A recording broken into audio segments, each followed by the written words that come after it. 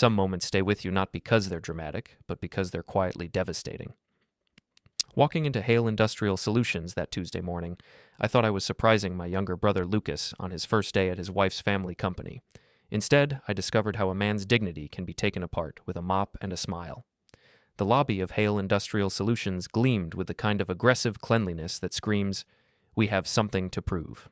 Polished marble floors reflected oversized company awards, while a reception desk dominated the space like an altar to corporate success. Everything felt staged, performative, a showroom rather than a workplace. I arrived 20 minutes early, hoping to catch Lucas before his orientation began. The receptionist, a nervous woman in her 50s, kept glancing toward the executive corridor as if expecting judgment at any moment. When I mentioned I was Lucas Cole's brother, her smile became strained.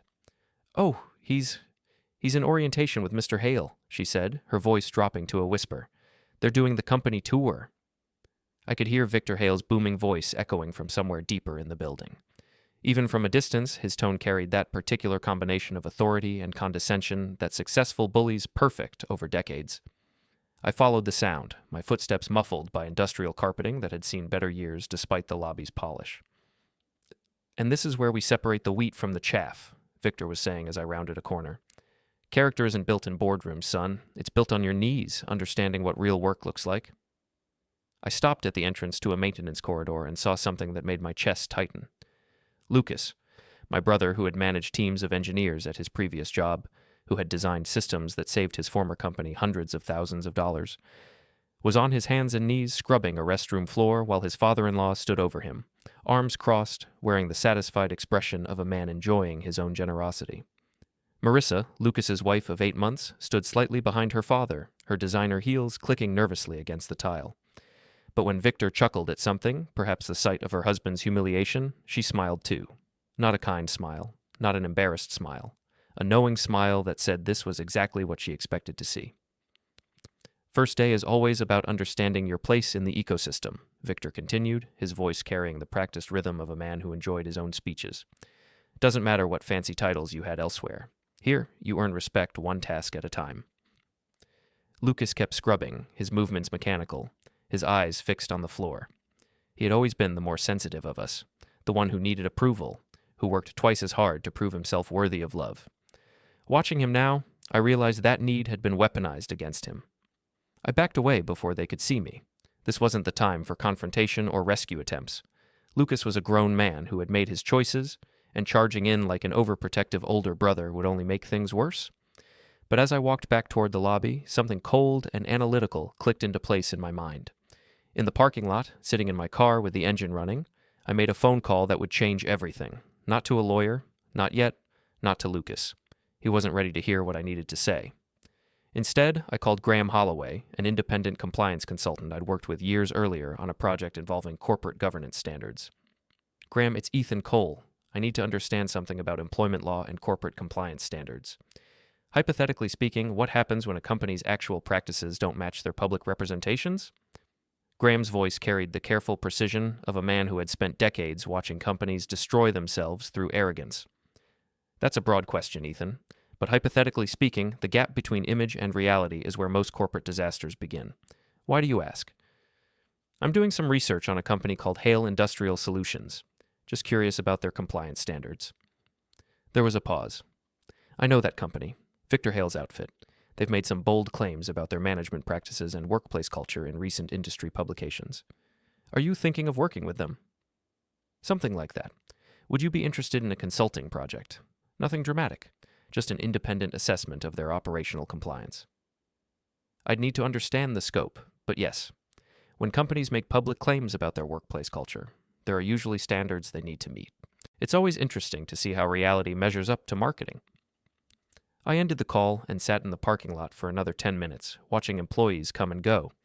Most looked tired, moving with the careful posture of people who had learned not to attract attention.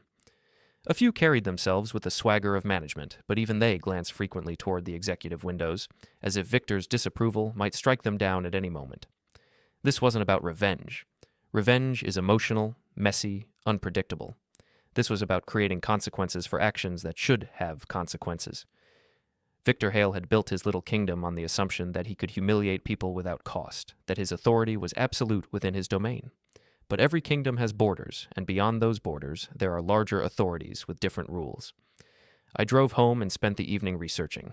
Hale Industrial Solutions had recently published articles in trade magazines about their innovative management development programs and hands-on leadership training. Their website featured testimonials about character-building experiences and learning from the ground up. Marketing language designed to sound progressive and thoughtful. But marketing language creates legal obligations. When a company publicly claims to follow certain standards, those claims can be measured against reality. And when the reality involves forcing qualified professionals to perform janitorial duties while family members mock them, the gap between promise and practice becomes a liability. By midnight, I had filled 3 pages with notes, phone numbers for industry contacts who might know about Hale's actual practices, questions about their compliance with workplace dignity standards, a timeline for gathering information without alerting anyone to my interest. Lucas called the next morning, his voice carefully cheerful in the way that meant he was working hard to convince himself everything was fine. "Hey Ethan, just wanted to let you know the first day went well. Really learning a lot about the business from the ground up." "That's great, Luke. What kind of projects are you working on?" A pause. "Well, getting familiar with all aspects of operations. Victor believes in understanding every level of the company before you can effectively manage any part of it." He was parroting Victor's language already, turning humiliation into learning opportunities, degradation into character development. The brother I knew, the one who used to get angry when people cut in line at the grocery store, was describing his own mistreatment as if it were a privilege. "That sounds like a comprehensive approach," I said, keeping my voice neutral. "How's Marissa handling having you work for her family?" "She's supportive, really proud that her father is taking such a personal interest in my development." Personal interest, as if sadism were mentorship. "I'm glad it's working out, Luke. Let me know if you need anything." "Thanks, but everything's under control. Victor says the first few weeks are always the hardest, but if you can handle the adjustment period, you'll be stronger for it." After we hung up, I stared at my phone for a long time. My brother was disappearing, piece by piece, into Victor Hale's version of what he should be. The question wasn't whether I should intervene, it was whether there would be anything left of Lucas to save by the time I finished what I was planning. But I had learned something important from that phone call. Lucas wasn't ready to be rescued. He was still trying to earn their approval, still believing that if he just worked hard enough, humbled himself thoroughly enough, he would eventually be accepted as family. That meant I had time to do this right, time to be thorough, systematic, and completely legal. Time to build a case that would give Lucas the evidence he needed to see his situation clearly, while creating consequences that Victor Hale would never see coming. I opened my laptop and began typing the first of many emails I would send over the next few weeks. Each one carefully worded, professionally neutral, designed to gather information without revealing intent. By the time Victor Hale realized what was happening, it would be far too late to stop it. The game had begun, though only one of us knew we were playing. 3 weeks into Lucas's employment at Hale Industrial Solutions, I suggested we meet for coffee at a small cafe downtown, away from his apartment where Marissa might overhear our conversation. He looked tired in a way that went beyond physical exhaustion. The bone-deep weariness of someone constantly trying to prove himself worthy of basic respect. "You're looking good, Luke," I lied, settling into the booth across from him. "How's the new job treating you?"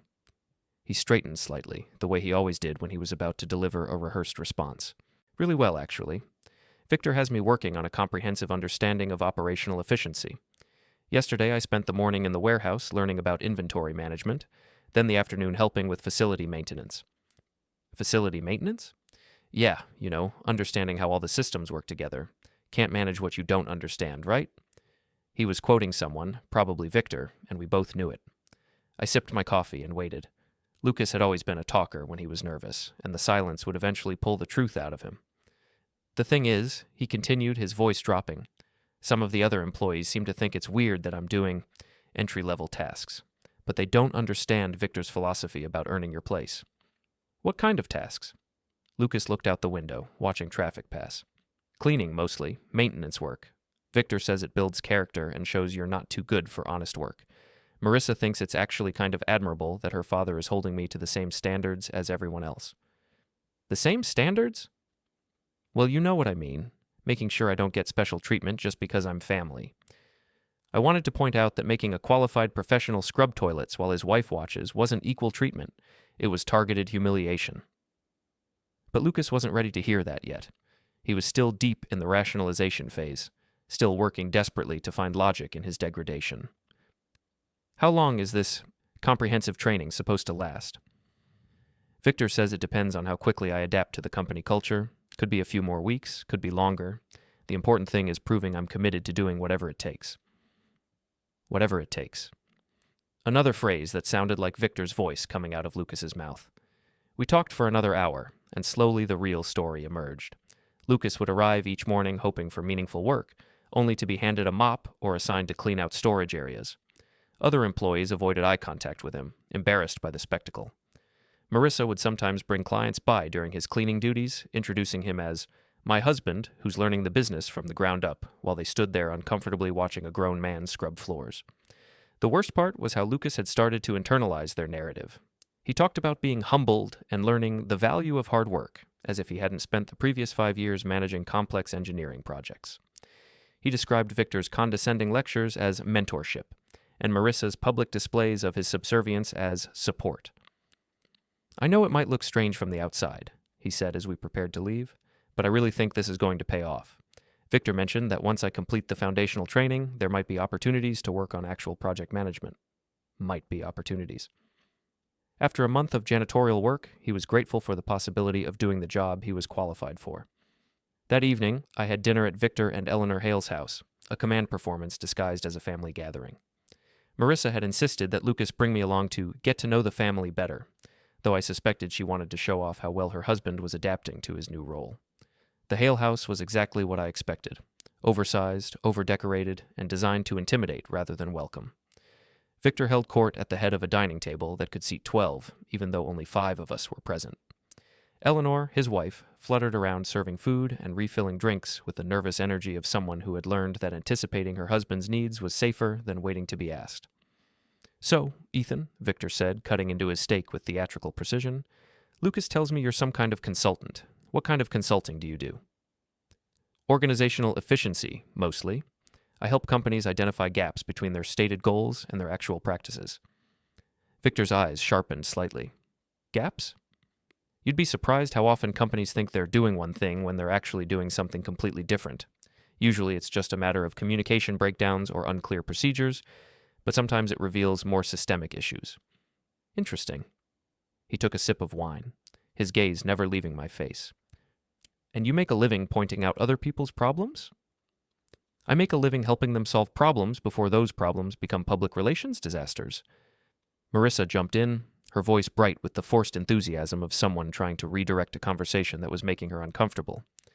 Daddy, you should tell Ethan about your management philosophy. I think he'd find it really fascinating. Victor's chest swelled with the pride of a man who loved talking about himself. I believe in earning respect through demonstrated commitment. Too many young people today think they deserve success without proving they're willing to do whatever it takes. Lucas here is learning that lesson. He gestured toward my brother with his fork, as if Lucas were an object rather than a person. First month, I have everyone start with basic operational tasks, separates the wheat from the chaff, shows me who's really committed to being part of this organization. Everyone? I asked. Well, everyone who needs to learn humility, Victor clarified, and Marissa giggled. Some people come in thinking they already know everything. Those are the ones who need the most education. Lucas sat silently through this exchange, cutting his food into smaller and smaller pieces. He had barely spoken since we arrived, except to agree with whatever Victor said. The brother I knew, who used to argue politics with strangers at parties, had been replaced by this hollow, agreeable version of himself.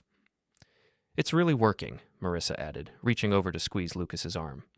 You should see how much more grounded he is now. Less arrogant, more appreciative of opportunities.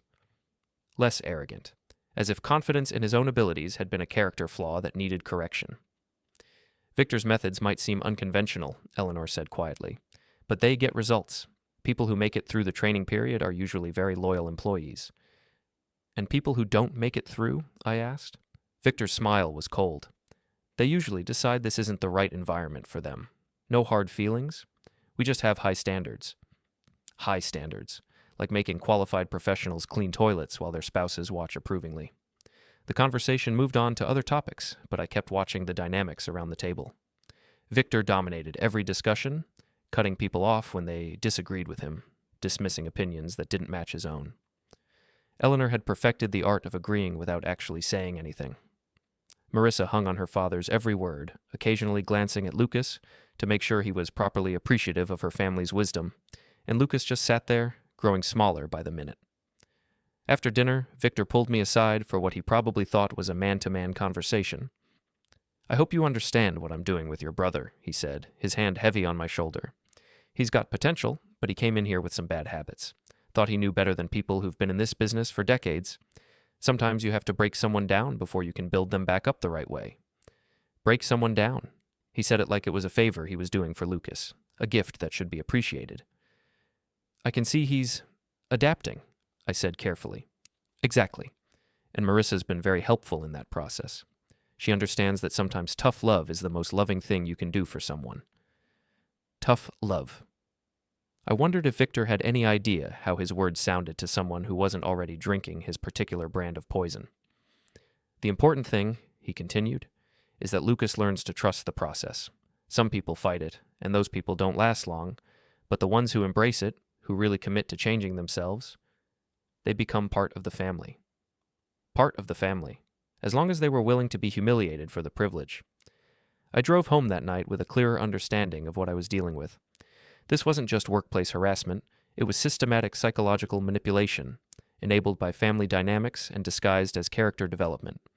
Victor had created a closed system where resistance was reframed as arrogance, dignity was called pride, and submission was rewarded as growth. But closed systems have a weakness. They depend on everyone inside them accepting the same reality. And Victor had made a crucial mistake by operating his little kingdom according to rules that wouldn't hold up under outside scrutiny. The next morning, I made 3 phone calls. The first was to Graham Holloway, confirming our consulting arrangement and scheduling a preliminary assessment of Hale Industrial Solutions. The second was to a contact at the Better Business Bureau, asking about complaint procedures for companies that made public claims about their workplace culture. The third was to an employment attorney I'd worked with previously, just to understand what legal protections might apply to Lucas's situation. I wasn't building a case yet. I was building an understanding of the battlefield. Every kingdom has borders, and every king has to answer to someone. Victor Hale was about to discover that his authority had limits, and that those limits were about to be tested by forces he didn't even know existed. The game was accelerating, and Lucas was running out of pieces to sacrifice. By the 6th week of Lucas's employment, the pattern had become clear and devastating.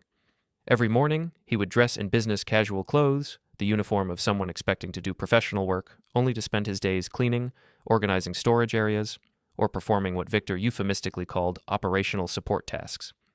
Every evening, he would come home exhausted and demoralized, then spend hours convincing himself that his humiliation was actually progress.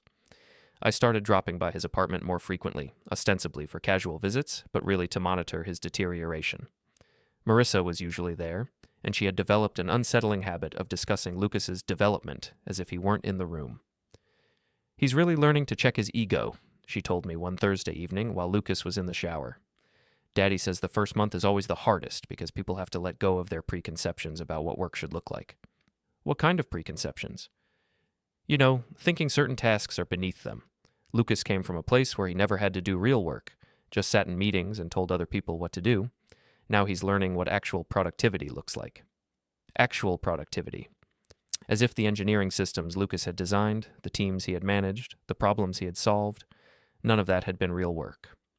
"How much longer is this training period supposed to last?" Marissa shrugged.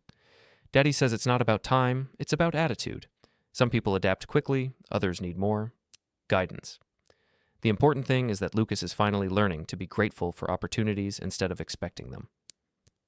When Lucas emerged from the shower, I noticed new details that made my chest tighten. His shoulders had developed a permanent slump. He avoided eye contact, even with me. His hands, which had always been soft from office work, were now rough and stained from industrial cleaning chemicals. But the worst change was in his voice. He had started speaking more quietly, as if he were afraid of taking up too much space in conversations. "How was work today, Luke?" "Good," he said automatically. "Really good.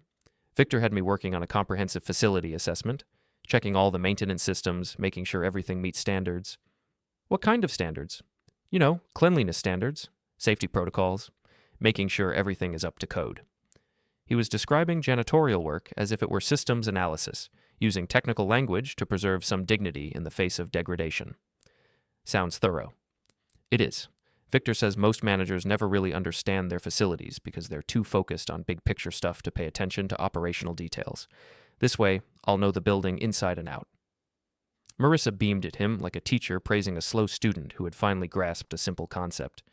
See? He's really starting to get it. Daddy was right. Lucas just needed to learn humility before he could become an effective leader. Humility. The word had become a weapon in their vocabulary, used to justify any treatment that would normally be called abuse. I stayed for dinner and watched them interact. Lucas asked Marissa's permission before turning on the television. He apologized when he accidentally interrupted her story about her day. He thanked her repeatedly for supporting his career development, as if she were doing him a favor by enabling his degradation. But the most disturbing moment came when Marissa's phone rang with a call from her father.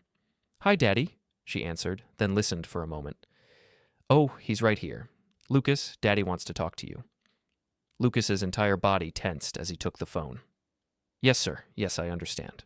No, that won't be a problem. Thank you for the opportunity." The conversation lasted less than 2 minutes, but I watched my brother transform during those brief moments. His voice became smaller, more deferential. His posture shifted into something approaching a cringe. By the time he handed the phone back to Marissa, he looked like a man who had just been scolded by his principal.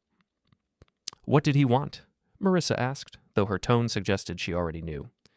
"There's a client visit tomorrow morning. He wants me to make sure the conference areas are spotless before they arrive. Might mean coming in a few hours early, but it's a good chance to show initiative." Initiative. Coming in early to scrub conference rooms before clients arrived was now evidence of leadership potential. "That's wonderful," Marissa said. "See how much trust Daddy is putting in you. He's giving you responsibility for the client experience." After I left their apartment that night, I sat in my car for 20 minutes, trying to process what I had witnessed. This wasn't just workplace harassment. It was systematic psychological destruction, carried out with the enthusiastic support of someone who claimed to love him. Lucas wasn't just being humiliated at work. He was being trained to accept that humiliation as normal, even beneficial. But I had also learned something important. Victor's system depended on isolation. Lucas's reality was being shaped by a closed loop of people who all reinforced the same narrative. His degradation was reframed as development. His exhaustion was called growth. His submission was praised as maturity. That meant the system was vulnerable to outside perspective. If I could create a situation where Lucas's treatment was visible to people who hadn't been conditioned to see it as normal, the cognitive dissonance would be impossible to ignore. The next morning, I made a decision that would accelerate everything. I called Victor's office and scheduled a meeting under the pretense of discussing potential consulting services for Hale Industrial Solutions. "I've been hearing interesting things about your management development programs," I told his assistant. "I'd love to learn more about your methodologies." The meeting was set for the following Tuesday at 10 a.m., right in the middle of Lucas's normal humiliation schedule. I spent the weekend researching Victor's public statements about his company culture. In a recent trade magazine article, he had written extensively about innovative approaches to leadership development and hands-on training that builds character and competence. The article included quotes about treating every employee with dignity while maintaining high standards and creating opportunities for growth at every level of the organization. Every sentence was a potential liability when measured against Lucas's actual experience. I also reached out to Graham Holloway with an update on our consulting arrangement. "I've been doing some preliminary research on Hale Industrial Solutions," I told him. "Their public statements about workplace culture are quite ambitious. I think it would be valuable to see how their actual practices measure up to their stated standards." "What kind of discrepancies are you seeing?" "Let's just say there seems to be a significant gap between their marketing materials and their operational reality. Would you be available to conduct an independent assessment of their compliance with standard workplace dignity protocols?" "Absolutely. When companies make public claims about their culture, those claims create measurable standards. It's always interesting to see how reality compares to rhetoric." Tuesday morning arrived with the kind of crisp autumn weather that makes everything seem possible. I dressed carefully for my meeting with Victor. Professional but not intimidating, successful but not threatening. I wanted him to see me as a potential client, someone whose opinion might matter for his business reputation. I arrived at Hale Industrial Solutions 15 minutes early and spent the time observing. The lobby still gleamed with that aggressive cleanliness, but now I noticed details I had missed before. The awards on the walls were all from industry publications that accepted paid submissions. The testimonial quotes were attributed to satisfied clients without names or companies. Even the company's success was performative, designed to impress people who didn't look too closely. Victor emerged from his office at exactly 10 a.m., his handshake firm and his smile calculated. He was shorter than I expected, but he carried himself with the aggressive confidence of someone who had learned to dominate through sheer force of personality. "Ethan, great to finally sit down and talk business. Lucas has told me so much about your work." He led me through the facility on what he clearly considered an impressive tour. The offices were clean and organized, the equipment was well maintained, and the employees moved with the careful efficiency of people who knew they were being watched. Everything looked exactly like what a successful industrial solutions company should look like, until we reached the maintenance corridor. "This is where we handle operational support," Victor said, gesturing toward a supply closet where someone was organizing cleaning equipment. "We believe in cross-training all our management candidates so they understand every aspect of the business." The person organizing the supplies turned around, and I saw my brother's face. Lucas looked shocked to see me, then embarrassed, then resigned. In the space of 3 seconds, I watched him accept that I was witnessing his humiliation and decide there was nothing he could do about it. "Lucas," Victor said with theatrical surprise. "Perfect timing. Ethan, you remember my son-in-law. He's been doing some excellent work in operational efficiency." Operational efficiency. Victor said it with the same tone he might use to describe advanced engineering, as if organizing mops and cleaning supplies required specialized expertise. Lucas managed a weak smile. "Hi, Ethan. Just finishing up some facility management tasks." "Facility management," Victor repeated approvingly. "That's exactly the kind of comprehensive thinking we need from our future leaders, understanding systems from the ground up." I watched this exchange with growing clarity about what I was dealing with. Victor wasn't just humiliating Lucas. He was performing that humiliation for my benefit, demonstrating his power over my brother while daring me to object. The cruelty wasn't incidental, it was the point. "That's very thorough," I said neutrally. "How long does this phase of training typically last?" "Depends on the individual," Victor replied. "Some people adapt quickly to our culture. Others need more time to adjust their expectations." Lucas has been very receptive to feedback. Receptive to feedback. As if accepting degradation were a professional skill. We continued the tour, and Victor spent the next hour explaining his business philosophy, his management techniques, and his vision for the company's future. Everything he said sounded reasonable in isolation, but I now understood the gap between his words and their implementation. He talked about building character while systematically destroying someone's self-respect. He described high standards while using those standards as weapons of humiliation, but he also revealed something crucial. He genuinely believed his own narrative. Victor wasn't consciously evil. He was convinced that his treatment of Lucas was beneficial, even necessary. That conviction made him careless about how his methods might appear to outside observers who didn't share his assumptions. "I'd be very interested in having you assess our operational efficiency," he said as the meeting concluded. "It's always valuable to get an outside perspective on our methodologies."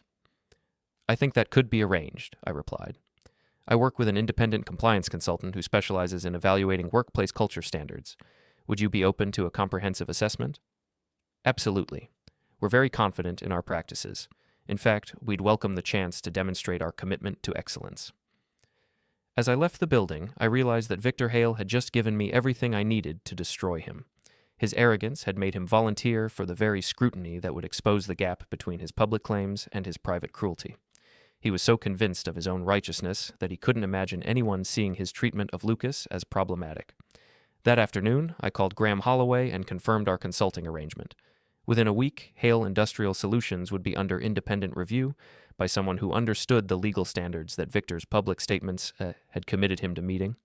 The game was entering its final phase, and Victor still thought he was winning. The independent compliance assessment began on a Thursday morning in late October, though Victor Hale had no idea that's what was happening. To him, Graham Holloway was simply another consultant conducting a routine operational review, the kind of third-party validation that successful companies use to enhance their credibility with clients and industry partners. Graham arrived at Hale Industrial Solutions with the understated professionalism that made him so effective. He wasn't there to investigate or expose. He was there to measure the company's actual practices against the standards they had publicly committed to meeting. The distinction was crucial because it meant Victor welcomed the scrutiny that would ultimately destroy him. I wasn't present for the assessment, but Graham and I had worked together long enough that I understood his methodology. He would spend 3 days observing normal operations, interviewing employees at every level, and documenting the gap between stated policies and actual implementation. He wouldn't make judgments or recommendations. He would simply create an objective record of what he observed. That record would speak for itself. While Graham conducted his assessment, I focused on the broader context that would give his findings maximum impact. Hale Industrial Solutions had spent considerable effort building relationships with major clients, and those relationships were based partly on Victor's public claims about his company culture and management practices. If those claims proved to be false, the reputational damage would extend far beyond hurt feelings. I reached out to 3 industry contacts who had mentioned working with Hale Industrial Solutions, framing my inquiries as general interest in the company's innovative approaches to employee development. I've been reading about Victor Hale's management philosophy, I told Mira Varker, a procurement director at a major manufacturing firm. Have you seen those practices in action during your work with them? Honestly, I've always found their workplace dynamic a little unusual, Mira replied. Very hierarchical, very focused on what Victor calls character building. I remember one meeting where they had a qualified engineer cleaning conference rooms while we were there. Victor presented it as some kind of leadership development exercise, but it made everyone uncomfortable. Uncomfortable how? It felt like we were being asked to participate in someone's humiliation. The guy was clearly embarrassed, but Victor kept talking about how important it was for managers to understand real work. It was awkward enough that we've been reconsidering our contract with them. Similar conversations with other industry contacts revealed a pattern. Victor's treatment of employees had been noticed, discussed, and increasingly questioned by the very clients he was trying to impress. His methods weren't just cruel, they were bad for business. But the most important conversation happened on Friday evening when Lucas called me in a state of barely controlled panic. Ethan, something weird is happening at work. There's been this consultant guy asking questions all week, and some of the employees are saying things that might not sound good. What kind of things? About the training program, about how new managers are developed. People are making it sound like there's something wrong with Victor's methods, but they just don't understand the philosophy behind it. I could hear Marissa in the background, her voice sharp with anxiety. She was saying something about disloyal employees and people who don't appreciate opportunities. What exactly are they saying, Luke? I don't know, just complaints about the work assignments, about feeling disrespected, but that's the whole point. You're supposed to feel uncomfortable at first. That's how you know you're growing. You're supposed to feel uncomfortable. Lucas was still parroting Victor's language, still trying to rationalize his own degradation, but I could hear doubt creeping into his voice. Has this consultant talked to you? Yeah, he asked about my experience with the management development program. I told him how valuable it's been, how much I've learned about the business from the ground up. But he kept asking follow-up questions that made it sound like he thought something was wrong. What kind of follow-up questions? About whether I felt the assignments matched my qualifications, about whether I had input into my development plan, about whether I felt respected as a professional. Lucas's voice dropped to a whisper. Ethan, what if this guy doesn't understand what Victor is trying to accomplish? What if his report makes it sound like something bad is happening? What if his report makes it sound like something bad is happening? Even in his panic, Lucas couldn't quite bring himself to say that something bad was happening, only that it might appear that way to someone who didn't understand Victor's wisdom. I'm sure Victor can explain his methodology to any consultant, I said carefully.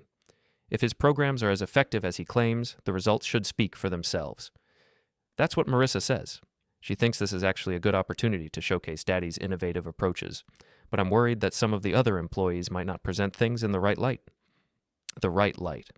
Lucas was worried that other people's honest descriptions of their experiences might reflect poorly on the man who was systematically humiliating him. When is this consultant supposed to finish his assessment? Monday. He's presenting his findings to Victor and some of the major clients on Tuesday morning. It's supposed to be a routine operational review, but now I'm scared it might turn into something else. Tuesday morning. 4 days away. After Lucas hung up, I sat in my home office staring at the timeline I had created weeks earlier.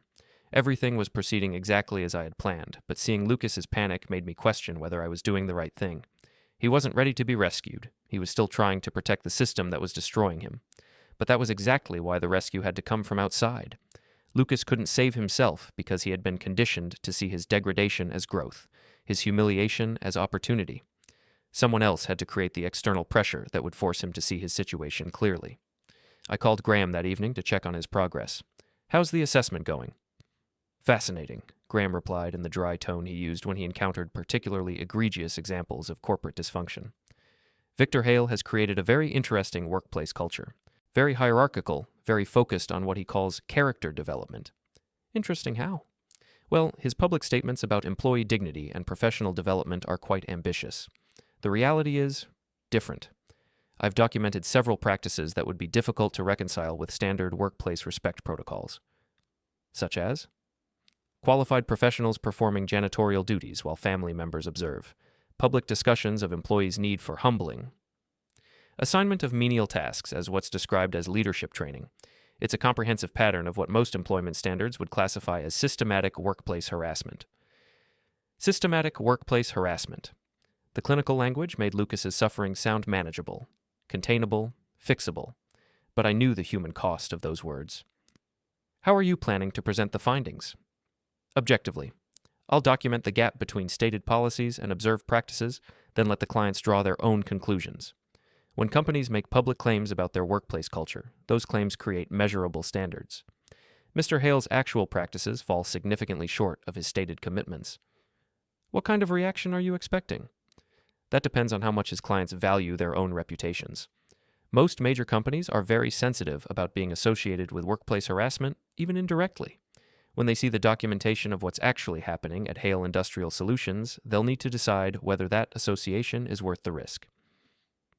After we hung up, I spent the weekend making final preparations. I confirmed that the presentation would include representatives from Hale's 3 largest clients. I reviewed the documentation I had gathered about Victor's public statements regarding workplace culture. I prepared talking points for the conversations I would need to have with Lucas after everything collapsed. Most importantly, I made peace with what I was about to do. This wasn't revenge. Revenge would have been confronting Victor directly, challenging him to treat my brother with respect, giving him a chance to change his behavior. This was consequence creation, using the legal and professional systems that Victor had chosen to ignore. He had built his little kingdom on the assumption that his authority was absolute, that his treatment of employees would never face outside scrutiny. But authority has limits, and scrutiny was coming whether he was ready for it or not. On Monday evening, Lucas called again, his voice tight with anxiety. The consultant finished his interviews today. Victor seems confident about tomorrow's presentation, but some of the employees are acting weird, like they're waiting for something to happen. What do you think is going to happen? I don't know. Maybe nothing. Maybe this guy will validate Victor's methods and everyone will see how innovative they really are. But what if he doesn't understand? What if he makes it sound like something's wrong when really it's just different? Different. Lucas still couldn't call his treatment what it was, even when he was terrified that someone else might. Whatever happens, Luke, remember that you're a good engineer and a good man. Don't let anyone convince you otherwise. There was a long pause. Ethan, do you think I've been doing the right thing? Taking this job? Trying to prove myself to Victor's standards?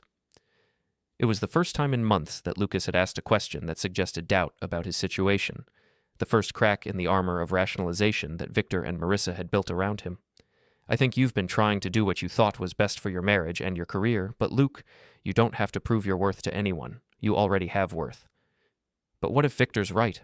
What if I did need to be humbled? What if I was arrogant before and this was the only way to fix it? Do you feel fixed? Another long pause.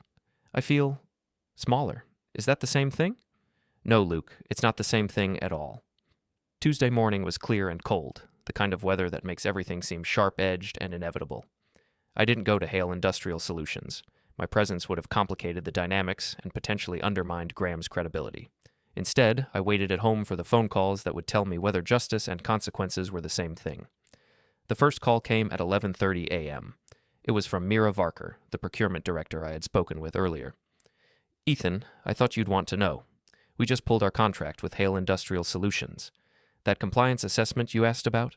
It documented some practices that we can't be associated with. Systematic workplace harassment disguised as management training. We're not the only ones pulling out either. The second call came 20 minutes later from another industry contact with similar news. By 1 p.m., I had heard from all 3 of Hale's major clients. The pattern was consistent. Graham's documentation had made it impossible for them to maintain relationships with a company that treated employees the way Victor treated Lucas. The third call came at 2:15 p.m. It was Lucas, and he was crying. Ethan, everything's falling apart. The clients are gone. Victor is screaming at everyone. Marissa is blaming the employees for being disloyal. I don't understand what happened. What exactly happened in the presentation, Luke? The consultant, Graham something, he had all these notes about workplace practices. He showed them examples of what he called systematic harassment patterns. He had documentation of everything, the cleaning assignments, the public humiliation, the way Victor talks about employees needing to be broken down. Documentation of everything. Graham had done exactly what I had hoped he would do. How did Victor respond? He tried to explain his philosophy, but it sounded different when he said it in front of clients. Like maybe it wasn't as reasonable as I thought it was. And when they started asking questions about my situation specifically, about why a qualified engineer was doing janitorial work, Lucas's voice broke. Ethan, I think I've been stupid. I think I've been letting them destroy me and calling it growth. You weren't stupid, Luke. You were manipulated by people who should have protected you. What am I supposed to do now? My job is gone, my marriage is falling apart, and I don't even know who I am anymore. You're my brother. You're a good engineer. You're someone who deserves to be treated with respect, and you're going to be okay. The quiet call I had made 8 weeks earlier had become a cascade of consequences that Victor Hale never saw coming. His kingdom had collapsed not through direct confrontation, but through the simple application of external standards to internal practices. Justice, it turned out, was quieter than I had expected, but it was also more thorough. The week following Graham's presentation was like watching a controlled demolition in slow motion. Hale Industrial Solutions didn't collapse all at once. It crumbled systematically as each support structure gave way under the weight of consequences that Victor had never imagined possible. I spent that week being very careful not to appear involved in what was happening. When Lucas called with updates, I listened with what I hoped sounded like appropriate surprise. When industry contacts mentioned the situation at Hale, I expressed concern without revealing prior knowledge. The goal was to let the consequences unfold naturally, without any appearance that they had been orchestrated. But privately, I was documenting everything. Every client that pulled their contract, every employee who quit rather than continue working in Victor's toxic environment. Every industry contact who mentioned that Hale Industrial Solutions was now considered a liability rather than a partner. The systematic destruction of a reputation that had taken decades to build. Lucas called me every day that week, his voice cycling through confusion, anger, and a growing clarity that was both painful and necessary to witness. 3 more people quit today, he told me on Wednesday. Victor is saying they're just weak, that they couldn't handle working for a company with real standards. But Ethan, I watched these people work. They weren't weak. They were good at their jobs. What's Marissa saying about all this? She's still defending her father. Says this is all a misunderstanding, that people are overreacting to innovative management techniques. But she's also starting to blame me. Blame you for what? For not being a better example. She says if I had adapted faster to Daddy's methods, if I had shown more enthusiasm for the character-building exercises, then other employees would have seen how valuable the program was. She thinks I sabotaged the company by not being grateful enough. Sabotaged the company by not being grateful enough for his own humiliation. The logic was so twisted that I had to pause before responding. Luke, do you believe that? A long silence. I don't know what I believe anymore. Maybe I did handle it wrong. Maybe if I had been more positive about the training, if I had shown more leadership. Or maybe you were put in an impossible situation where any normal human response would be seen as failure. But what if Victor was right about me needing to be humbled? What if I was arrogant and this was the only way to fix it? It was the same question he had asked before, but now it carried less conviction. The external validation of his experience, seeing other people recognize his treatment as problematic, was slowly giving him permission to trust his own perceptions. Luke, I've known you your whole life. You've never been arrogant. Confident, yes. Proud of your work, absolutely. But you've never treated people badly or thought you were better than anyone else. The only thing you needed to be fixed from was believing that you deserved to be treated with respect. Then why did I let it happen? Why did I keep going back every day? Keep doing those tasks? Keep pretending it was normal? Because you're a good person who was manipulated by people who should have protected you. Because you wanted your marriage to work and thought this was the price you had to pay. Because they convinced you that questioning their methods meant something was wrong with you. Thursday brought news that the situation was escalating beyond just employment issues. 2 former employees had filed complaints with the Department of Labor, alleging systematic workplace harassment. The Better Business Bureau had opened an investigation into the gap between Hale's public claims about workplace culture and their documented practices. Local business publications were starting to ask questions about the company's management methods. Victor hired a lawyer, Lucas told me that evening. Says he's going to fight the complaints, prove that his methods are legitimate business practices. But Ethan, I was in the room when he was explaining his position to the attorney, and it sounded insane. Insane how? He kept talking about character building and necessary humbling like they were legal concepts. The lawyer kept asking for documentation of the business justification for having qualified professionals do janitorial work, and Victor kept saying it was about teaching humility. You could see the lawyer getting more and more uncomfortable. What did Marissa think of the meeting? She's starting to crack. I think she's realizing that Daddy's methods don't sound as reasonable when you have to defend them to people who aren't already convinced. She's been crying a lot, asking me why I can't just support the family during this difficult time. Support the family. Even in crisis, the expectation was that Lucas should sacrifice himself for their benefit. What do you want to do, Luke? I want to quit. I want to walk away from all of this, the job, the company, maybe even the marriage. But what if I'm just being weak? What if this is exactly the kind of test that separates people who can handle adversity from people who give up when things get hard? Or what if this is the kind of situation where walking away is the strongest thing you can do? Friday afternoon brought the news that would make everything irreversible. Graham called to inform me that his compliance report was being forwarded to the state attorney general's office as part of a broader investigation into workplace harassment practices in the industrial sector. This has grown beyond a simple corporate assessment, he explained. When companies make public claims about their workplace standards, those claims can create legal obligations. The gap between Hale's stated policies and their actual practices is significant, enough to warrant regulatory attention. What does that mean for the company? Probably nothing good. Regulatory investigations tend to have a chilling effect on business relationships, even if no formal violations are found. Most clients prefer not to be associated with companies under that kind of scrutiny. That evening, Lucas called with the news I had been expecting. I quit today, he said, his voice shaky but determined. Just walked into Victor's office and resigned. No notice, no explanation beyond saying that I couldn't continue working there. How did he react? He was furious, started screaming about ingratitude, about how I was abandoning the family when they needed support. Said I was proving that I never had the character to succeed in a demanding environment. And Marissa? She sided with him. Said I was being selfish, that I was destroying her relationship with her father over my own ego. She wants me to go back, apologize, ask for another chance to prove myself. What did you tell her? I told her I'm done being destroyed for someone else's entertainment. I told her that if she can't see what they've been doing to me, then maybe we don't have the marriage I thought we did. It was the strongest thing I had heard Lucas say in months. The brother I knew, the one with self-respect and boundaries, was finally starting to emerge from the wreckage of Victor's character-building exercises. Where are you staying? Hotel for now. I can't go home while Marissa is still defending her father. I can't pretend this is normal anymore. You can stay with me as long as you need to. Thanks, but I think I need to figure out how to be on my own for a while. I need to remember who I am when I'm not trying to earn someone else's approval. Saturday morning, the local business journal published an article titled, Local Company Under Investigation for Workplace Practices. The article was carefully worded to avoid legal liability, but it included enough details about Hale Industrial Solutions, the innovative management techniques to make the situation clear to anyone in the industry. Victor's response was predictably explosive. According to Lucas, who was still receiving furious phone calls from Marissa, Victor was threatening to sue everyone involved. The journalist, the former employees who had filed complaints, even Graham for conducting what Victor called a biased and malicious assessment. He's convinced this is all a conspiracy, Lucas told me.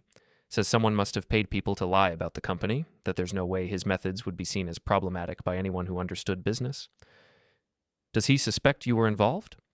I don't think so. He sees me as a victim, someone who was turned against the family by outside influences. Marissa keeps saying that if I just came back and publicly supported Daddy's methods, it would prove that the complaints are false. And what do you think about that? I think they still don't understand what they did to me. They think this is about business practices or legal technicalities. They don't see that they spent months systematically destroying my self-respect and calling it love. Sunday evening, I received a call that confirmed the situation had reached its final phase. It was from Mira Varker, the procurement director who had been one of the first to pull her company's contract with Hale. Ethan, I thought you should know. Word is getting around the industry about Victor Hale's management practices. Companies are actively avoiding partnerships with them now. The consensus is that they represent too much reputational risk. How widespread is this? Pretty comprehensive. Nobody wants to be associated with systematic workplace harassment, especially when it's been documented by an independent consultant. Hale Industrial Solutions is effectively blacklisted at this point. Blacklisted. The word carried a finality that felt both satisfying and sobering. Victor's kingdom hadn't just collapsed. It had been erased from the industry landscape, relegated to a cautionary tale about the consequences of treating employees as objects for personal entertainment. That night, I sat in my home office reviewing the timeline of everything that had happened since that first day when I found Lucas scrubbing restrooms while his father-in-law laughed. 10 weeks from humiliation to justice, 10 weeks from systematic abuse to systematic consequences. But the most important change wasn't in Victor's situation, it was in Lucas's voice when he called to say goodnight. "Ethan, I wanted to thank you for something." "What's that?"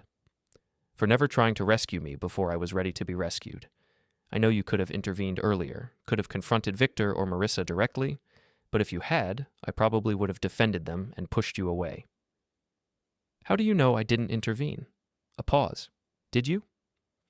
"I made some phone calls, asked some questions, connected some people who needed to be connected. But Luke, the choice to walk away, that was yours. The strength to see your situation clearly, that came from you." "I don't feel very strong." "You quit a job that was destroying you, even when everyone around you said that made you weak. You're rebuilding your life from scratch rather than accepting treatment that damaged your soul. You're choosing self-respect over security. That's not just strong, Luke. That's heroic. Monday morning would bring new challenges. Lucas would need to find work, rebuild his professional reputation, and decide what to do about his marriage. Victor would continue fighting battles he had already lost, raging against consequences he had created but refused to acknowledge. Marissa would have to choose between her father's version of reality and the evidence of her own eyes. But the crisis had passed. The quiet call I had made 10 weeks earlier had grown into a cascade of consequences that restored my brother's dignity while teaching Victor Hale that authority has limits and cruelty has costs. Justice, I had learned, doesn't always announce itself with drama. Sometimes it arrives quietly, systematically, through the patient application of standards that cruel people assume don't apply to them. The game was over, and for the first time in months, the right person had won. The final meeting took place on a Tuesday morning in November in the conference room of Hale Industrial Solutions. Victor had scheduled what he called a stakeholder clarification session, apparently believing he could still control the narrative that was rapidly destroying everything he had built. I wasn't supposed to be there, but Lucas had asked me to come as his support person, and Victor, perhaps hoping that family presence would make him appear more sympathetic, had agreed. The conference room felt like a tribunal. Representatives from 3 former clients sat along one side of the table, their body language radiating careful distance. Graham Holloway occupied a corner seat, his notebook open and expression neutral. A representative from the Department of Labor sat near the head of the table, flanked by someone from the State Attorney General's office. Victor entered with aggressive confidence, still believing his authority was absolute within his own building. Marissa followed, her usual poise replaced by brittle composure. Lucas arrived last, and I was struck by how much he had changed since quitting 2 weeks earlier. The perpetual slump had left his shoulders. The careful deference had disappeared from his voice. "Thank you all for coming," Victor began. "I've called this meeting to address some misunderstandings about our company culture and management practices." Misunderstandings. Even facing collapse, Victor couldn't acknowledge that his methods might actually be problematic. The Department of Labor representative opened her folder. "Oh, Mr. Hale, can you explain the business justification for requiring qualified professionals to perform janitorial duties while family members observe and comment on their performance?" Victor's chest swelled. "Character building. You can't lead people effectively if you think you're too good to do the work you're asking them to do. Our investigation suggests these assignments were not applied equally to all employees." Victor's confidence flickered. "The program is tailored to individual needs. Some employees come to us with attitude problems that require more intensive correction." He gestured toward Lucas. "My son-in-law, for example, had never been challenged to examine his own assumptions about work and leadership." Mira Varker leaned forward. "Mr. Hale, we observed what appeared to be systematic humiliation of employees. Can you explain how public degradation serves legitimate business purposes?" "What you call degradation, we call reality testing. Sometimes you have to break down false pride before you can build genuine competence." Graham Holloway spoke quietly. "Mr. Hale, how do you reconcile your public statements about treating every employee with dignity with the practices documented in my assessment?" "Your assessment was biased from the beginning," Victor snapped. "Character correction that worked," Marissa interjected suddenly. "Lucas became a better person through Daddy's program. He learned humility." The room fell silent. Even Victor looked uncomfortable, perhaps recognizing that his daughter had just confirmed everything the investigators suspected. "Ms. Hale," the Attorney General's representative said carefully, Are you saying that your husband required character correction that justified assigning him janitorial duties despite his professional qualifications? He was arrogant. Daddy was helping him become a better man. Lucas spoke for the first time, his voice quiet but clear. I'd like to make a statement. Victor started to object, but the Department of Labor representative gestured for Lucas to continue. 6 months ago, I took a job here because I wanted to support my wife and build a relationship with her family. What actually happened was systematic humiliation designed to break down my self-respect and rebuild it according to someone else's specifications. He looked directly at Victor. I was assigned degrading tasks not because they served any business purpose, but because watching me perform them satisfied my father-in-law's need to demonstrate his power over me. That's not, Victor began, but Lucas continued. I was told that questioning these assignments meant I was arrogant. I was told that feeling humiliated meant I was learning humility, and I believed it, because I wanted my marriage to work and because the people telling me these things claimed to love me. He turned to face Marissa.